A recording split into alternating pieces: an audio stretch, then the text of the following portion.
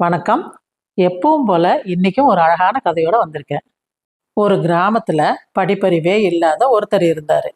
அவரு லாட்டரி சீட்டு ஒண்ணு வாங்குறாரு. அதிர்ஷ்டவசமா அவருக்கு அந்த லாட்டரி சீட்ல பரிசும் விழுந்துருது. அந்த பணத்தை எடுத்துக்கிட்டு டவுனுக்கு போய் தனக்கு ஒரு காரும், கோட்டு சூட்டும், தொப்பியும் எல்லாத்தையும் வாங்கிட்டு திரும்பவும் கிராமத்துக்கே வராரு. அந்த கிராமத்துல இருக்கிறவங்க யாருமே காரையே பார்த்தது கிடையாது. இவரும் காரை பார்த்தது கிடையாது. ஓட்டவும் தெரியாது. ஏன் ஸ்டார்ட் பண்ண கூட தெரியாது. ஆனாலும் கிராமத்தையே சுத்தி சுத்தி வராரு. யார் மேலேயும் இடிக்கவும் இல்லை. எப்படின்னு தானே கேட்குறீங்க? அது ஒன்றும் இல்லைங்க. காருக்குள்ள 100 குதிரைகளோட சக்தி இருக்கு. ஆனா அது தெரியாம காருக்கு முன்னாடி 2 குதிரைகளை கட்டி காரை இழுத்துட்டு போக வச்சாராம்.